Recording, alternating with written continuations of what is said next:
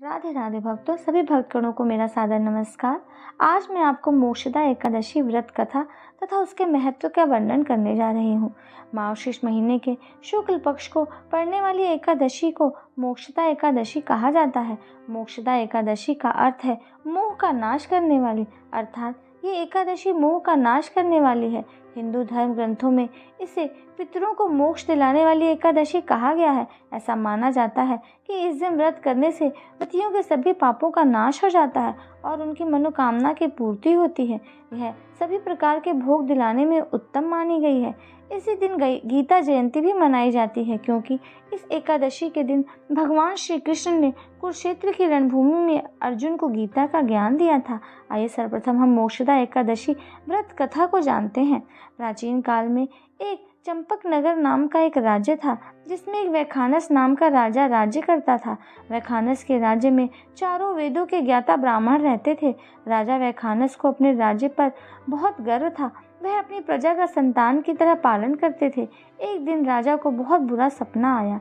उसमें उन्होंने देखा कि उनके पिता नरक में यातना भुगत रहे थे। यह देखकर राजा का मन करुणा और अश्रु से भर गया। सुबह उठकर उसने सभी ब्राह्मणों को बुलाया और अपनी व्यथा का वर्णन किया।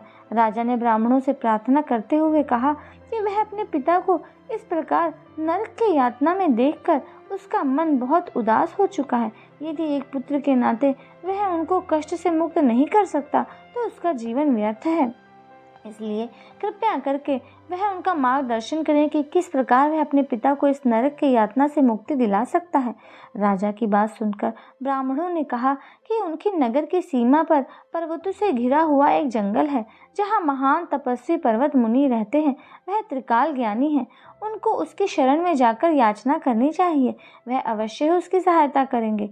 ब्राह्मणों की बात सुनकर राजा वैखानस उसी समय जंगल की ओर निकल पड़े। वहाँ पर्वत मुनि के आश्रम में जाकर उन्होंने ऋषि को प्रणाम किया। महान तेजस्वी और तपस्वी पर्वत मुनि ने राजा से अपने परिवार और राज्य की सारी दुख भरी कहानी के बारे में पूछा। राजा ने उसका उत्तर देते हुए कहा कि उनके आशीर्वाद से राज्य और राज्य के अंग सुखी हैं और सुरक्षित हैं। बस एक ही दुख है, एक ही व्यथा है, जिसके समाधान के लिए वह उनकी शरण में आया है। यह कहकर राजा ने अपने स्वप्न की बात सुनाई। राजा की बात सुनकर पर्वत मुनि मग्न हो गए और उन्होंने राजा की भूत, भविष्य और वर्तमान पर विचार किया। कुछ समय बाद आंखें खोलकर उन्होंने राजा से कहा कि उनके पिता अपने पूर्व जन्म के दुष्कर्म के कारण नरक में यातना भुगत रहे हैं। यह सुनकर दुखी हुए राजा ने ऋषि से पूछा, इसका निवारण क्या है? वह किस प्रकार से अपने पिता को इस पाप कर्म से, इस नरक से मुक्ति दिला सकता है? पर्वत मुनि ने कहा, मार्गशीर्ष के शुक्ल पक्ष में मोक्षदा एकादशी आती है। यदि वह एकादशी का श्रद्धा और नियम पूर्वक पालन करेंगे और उस अर्जित पुण्य फल को अपने पिता को अर्पित करेंगे तो अवश्य ही उनके पिता को नरक से मुक्ति मिल जाएगी। ऋषि की बात से संतुष्ट होकर राजा वापस अपने महल में आ गए और आने वाले महीने में उन्होंने अपने परिवार के साथ मोक्षदा एकादशी का नियम पूर्वक पालन किया।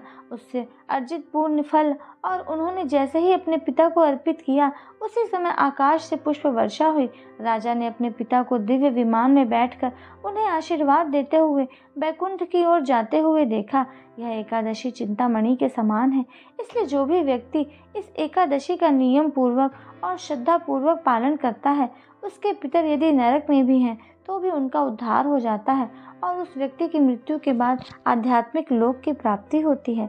धार्मिक मान्यताओं के अनुसार मोक्षदा एकादशी बहुत फलदायी होती है। माना जाता है कि जो लोग पूरे विधि विधान से पूजा अर्चना और उपवास करते हैं, उन्हें मोक्ष की प्राप्ति होती है और इस व्रत को करने से भगवान विष्णु जी और लक्ष्मी जी की कृपा बनी रहती है। इस व्रत के प्रभाव से मनुष्य के पूर्वजों को मोक्ष की प्राप्ति होती है और उन्हें कर्मों के बंधन से मुक्ति मिल जाती है। मोक्षदा एकादशी के दिन सूर्योदय से पहले उठकर स्नान आदि से निवृत्त होकर व्रत का संकल्प लिया जाता है और भगवान श्री दामोदर का पूजन किया जाता है। पूजा में घी के दिए का प्रयोग और दिए में थोड़ा सा खड़ा धनिया डाला जाता है। तुलसी की मंजरी दामोदर को अर्पित की जाती है। मिष्ठान और फलों का भोग लगाया जाता है। मोक्षदा एकादशी व्रत की कथा सुनी जाती है और रात में जागरण करते हुए भगवान का संकीर्तन किया जाता है। इस दिन गीता का 11वां पाठ अध्याय अवश्य करना चाहिए, क्योंकि इसी दिन से गीता के अध्यायों के कहने और सुनने की शुरुआत हुई थी। चंदन की माला से श्री कृष्ण दामोदराय नमः मंत्र का जाप किया जाता है। मोक्षदा एकादशी के अगले दिन पूजा पाठ करने के बाद गरीबों को दान दक्षिणा भी दी जाती है।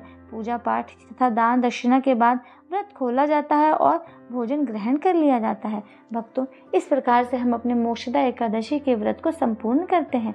आशा करती हूँ कि आप इस कथा से अत्यंत ही लाभान्वित होंगे और इसको श्रवण करेंगे। मेरे और अधिक वीडियोस को जानने के लिए, सुनने के लिए मेरे चैनल को सब्सक्राइब करें, बेल आइकन को प्रेस कर दें तथा वीडियो को अधिक से अधिक शेयर करें। और नए वीडियो के साथ मैं फिर मिलूंगी आपसे। तब तक के लिए नमस्कार। राधे राधे।